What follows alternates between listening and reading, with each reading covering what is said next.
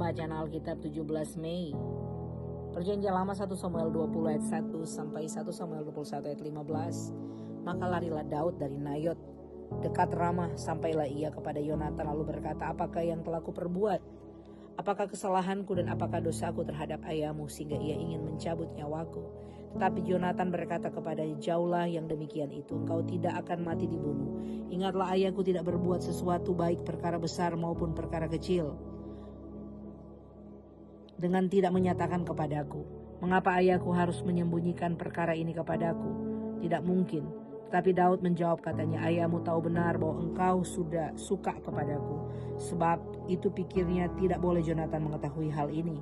Nanti ia bersusah hati. Namun demi Tuhan yang hidup dan demi hidupmu, hanya satu langkah jaraknya antara aku dan maut. Yonatan berkata kepada Daud, apapun kehendak hatimu, aku akan melakukannya bagimu. Lalu kata Daud kepada Yonatan, kau tahu besok bulan baru, maka sebenarnya aku harus duduk makan bersama-sama dengan raja. Jika engkau membiarkan aku pergi, maka aku akan bersembunyi di padang sampai lusa petang. Apabila ayahmu menanyakan aku, haruslah kau katakan Daud telah meminta dengan sangat kepadaku untuk pergi dengan segera ke Betlehem kotanya, karena di sana ada upacara pengorbanan tahunan bagi segenap kaumnya. Jika begini dikatakannya, baiklah, maka hambamu ini selamat. Tetapi jika amarahnya bangkit dengan segera, ketahuilah bahwa ia akan mengambil keputusan untuk mendatangkan celaka. Jika demikian, tunjukkanlah kesetiaanmu kepada hambamu ini, sebab engkau telah mengikat perjanjian di hadapan Tuhan dengan hambamu ini. Tetapi jika ada kesalahan kepadaku, engkau sendirilah membunuh aku. Mengapa engkau harus menyerahkan aku kepada ayahmu? Tetapi jawab Yonatan, jauhlah yang demikian itu, sebab jika aku ketahui dengan pasti bahwa ayahku telah mengambil keputusan untuk mendatangkan celaka kepadamu, masakan aku tidak memberitahukannya kepadamu? Lalu bertanyalah Daud kepada Yonatan, siapakah yang akan memberitahukan kepadaku apabila ayahmu menjawab engkau dengan keras? Kata Yonatan kepada Daud, marilah kita keluar ke padang. Maka keluarlah keduanya ke padang. Lalu berkatalah Yonatan kepada Daud, demi Tuhan Allah Israel, besok atau lusa kira-kira waktu ini, aku akan memeriksa perasaan ayahku. Apabila baik keadaannya bagi Daud, masakan aku tidak akan menyuruh orang kepadamu untuk memberitahukannya kepadamu. Tetapi apabila ayahku memandang baik untuk mendatangkan celaka kepadamu, beginilah kiranya Tuhan menghukum Yonatan. Bahkan lebih lagi daripada itu, sekiranya aku tidak menyatakannya kepadamu dan membiarkannya engkau pergi sehingga engkau dapat berjalan dengan selamat. Tuhan kiranya menyertai engkau seperti ia menyertai ayahku dahulu. Jika aku masih hidup, bukankah engkau akan menunjukkan kepadaku kasih setia Tuhan? Tetapi jika aku sudah mati, janganlah engkau memutuskan kasih setiamu terhadap keturunanku sampai selama-lamanya. Dan apabila Tuhan melenyapkan setiap orang dari musuh Daud dari muka bumi, janganlah nama Yonatan terhapus dari keturunan Daud. Melainkan kiranya Tuhan menuntut balas daripada musuh-musuh Daud. Dan Yonatan menyuruh Daud sekali lagi bersumpah demi kasihnya kepadanya, sebab ia mengasihi Daud seperti dirinya sendiri. Kemudian berkatalah Yonatan kepadanya, besok bulan baru, maka engkau nanti akan ditanyakan, sebab tempat dudukmu akan tinggal kosong. Tetapi lusa engkau pasti akan dicari. Engkau harus datang ke tempat engkau bersembunyi pada hari peristiwa itu dan duduklah dekat bukit batu. Maka aku akan memanahkan 3 anak panah ke samping batu itu, seolah-olah aku membidik suatu sasaran.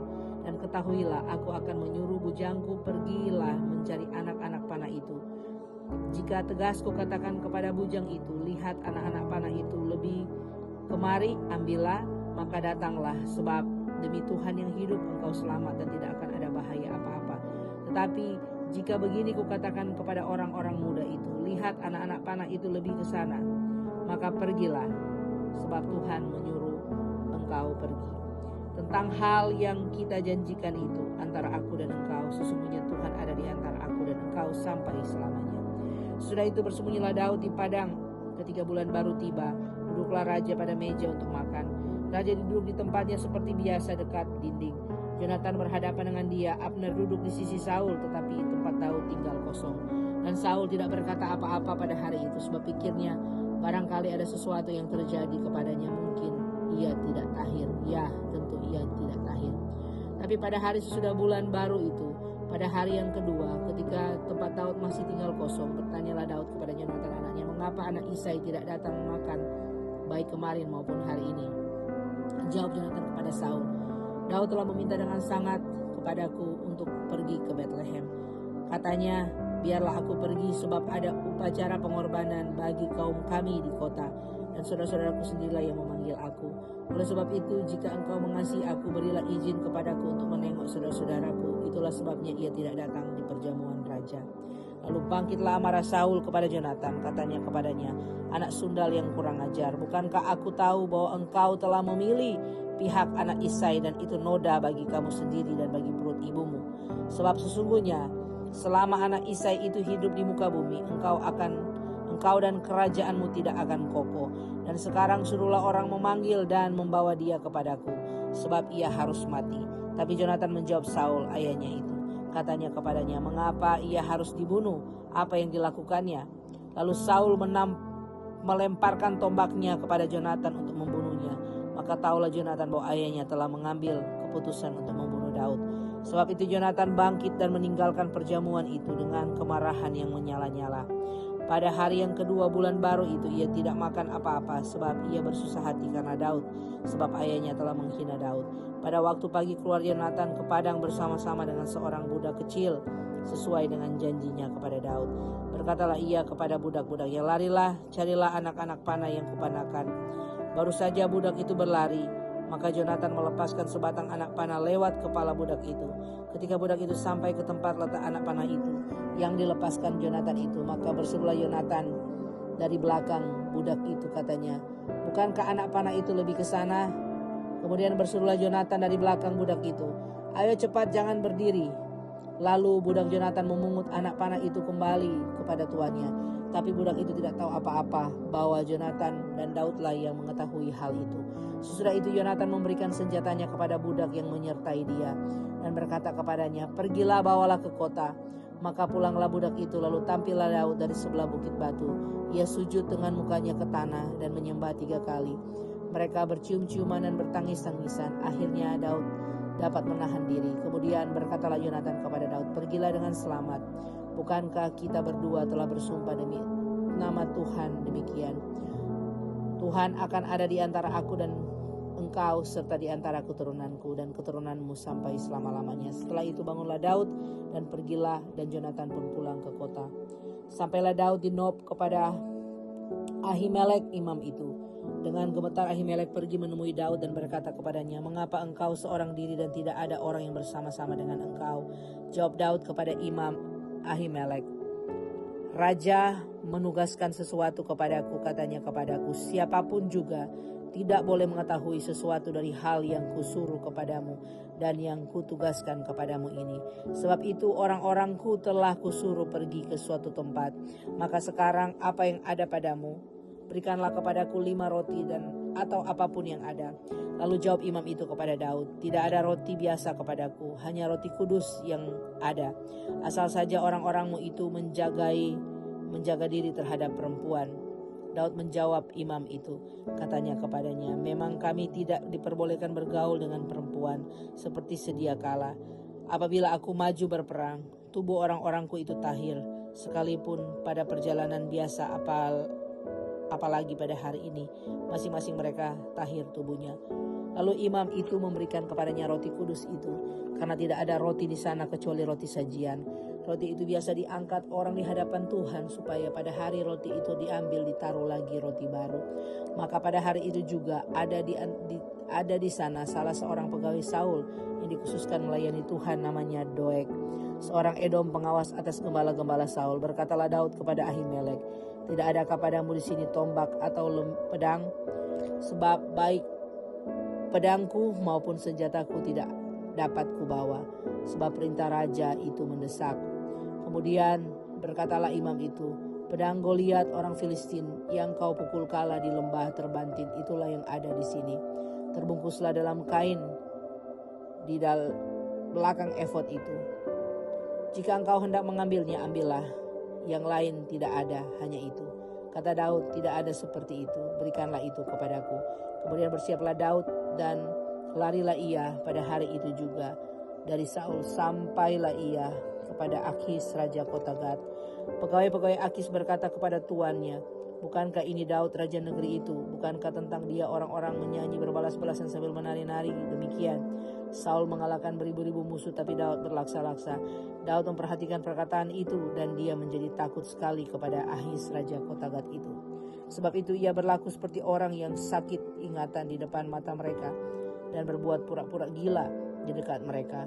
Ia menggores-gores pintu gerbang dan membiarkan ludahnya meleleh di janggutnya. Lalu berkatalah Akis kepada para pegawainya, tidakkah kamu lihat bahwa orang itu gila? Mengapa kamu membawa dia kepadaku? Kekurangan orang gilakah aku? Maka kamu membawa orang ini kepadaku, supaya ia menunjukkan gilanya di dekat aku. Patutkah orang yang demikian masuk ke rumahku? Pembacaan dari Perjanjian Baru, Yohanes 9 ayat 1 sampai 41. Waktu Yesus sedang lewat, ia melihat seorang yang buta sejak lahirnya. Murid-muridnya bertanya kepadanya, Rabi, siapakah yang berbuat dosa, orang ini sendiri atau orang tuanya, sehingga ia dilahirkan buta? Jawab Yesus, bukan dia dan bukan orang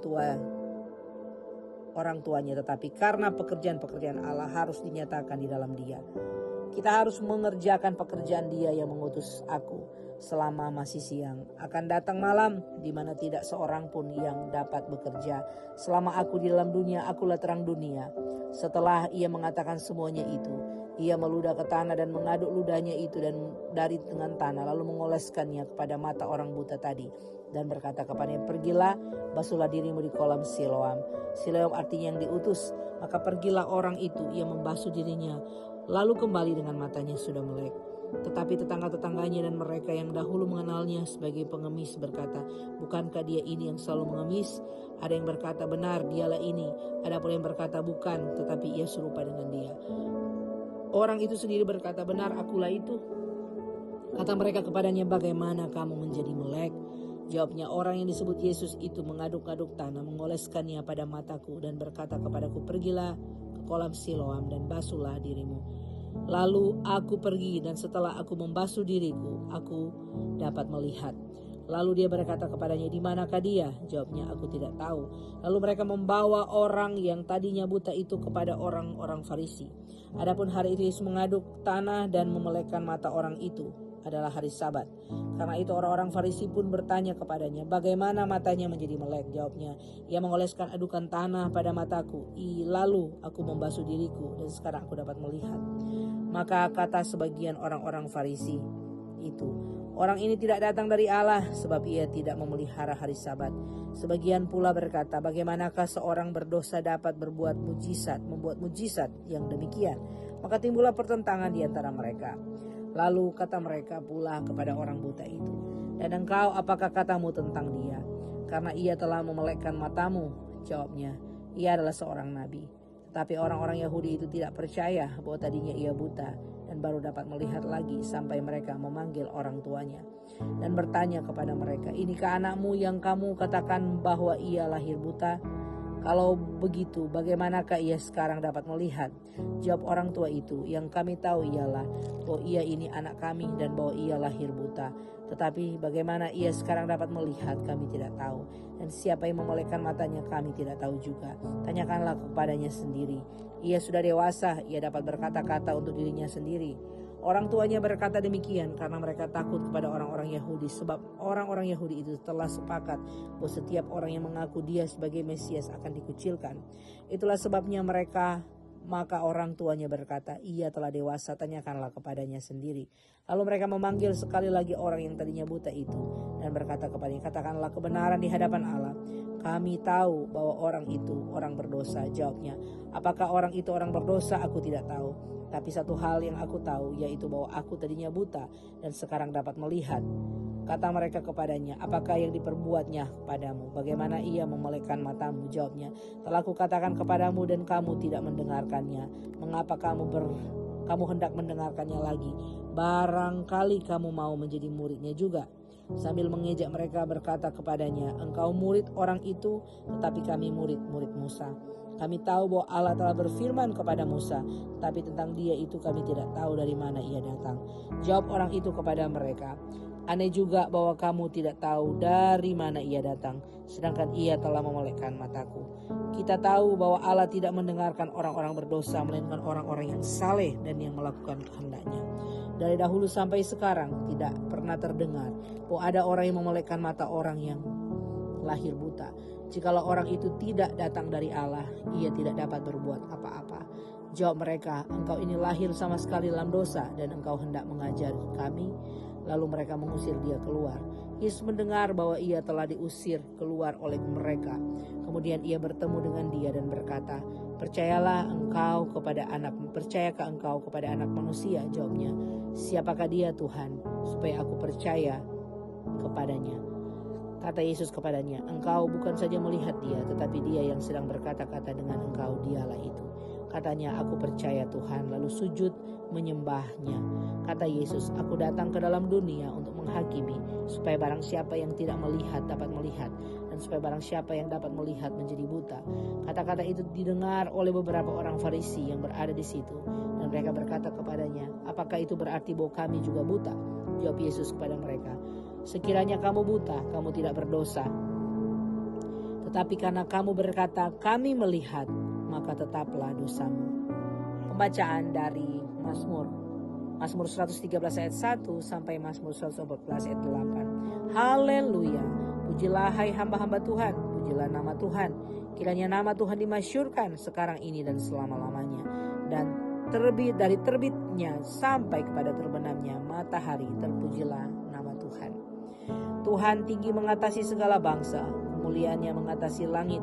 Siapakah seperti Tuhan Allah kita, yang diam di tempat yang tinggi, yang merendahkan diri untuk melihat ke langit dan ke bumi. Ia menegakkan orang yang hina dari dalam debu, dan mengangkat orang yang miskin dari lumpur, untuk mendudukkan dia bersama-sama dengan para bangsawan, bersama-sama dengan para bangsawan bangsanya. Ia mendudukkan perempuan yang mandul di rumah sebagai ibu dan anak-anak penuh sukacita. Haleluya. Pada waktu Israel keluar dari Mesir, kaum keturunan Yakub dari bangsa yang asing bahasanya, maka Yehuda menjadi tempat kudusnya, Israel wilayah kekuasaannya. Laut melihatnya, lalu melarikan diri. Sungai Yordan berbalik ke hulu. Gunung-gunung melompat-lompat seperti domba jantan, dan bukit-bukit seperti anak domba. Ada apa, hai laut, sehingga engkau melarikan diri? Hai sungai Yordan, sehingga engkau berbalik ke hulu? Hai gunung-gunung, sehingga engkau melompat-lompat seperti lomba jantan? Hai bukit-bukit, sehingga kamu seperti anak domba? Gemetarlah hai bumi di hadapan Tuhan, di hadapan Allah Yakub, yang mengubah gunung batu menjadi kolam air, dan batu yang keras menjadi mata air. Bacaan dari Amsal hikmat hari ini, Amsal 15 ayat 15 sampai 17. Hari orang berkesusahan buruk semuanya, tetapi orang yang gembira hatinya selalu berpesta. Lebih baik sedikit barang dengan disertai takut akan Tuhan, daripada harta banyak dengan disertai kecemasan. Lebih baik sepiring sayur dengan kasih, daripada lembu tambun dengan kebencian. Demikian pembacaan Alkitab hari ini.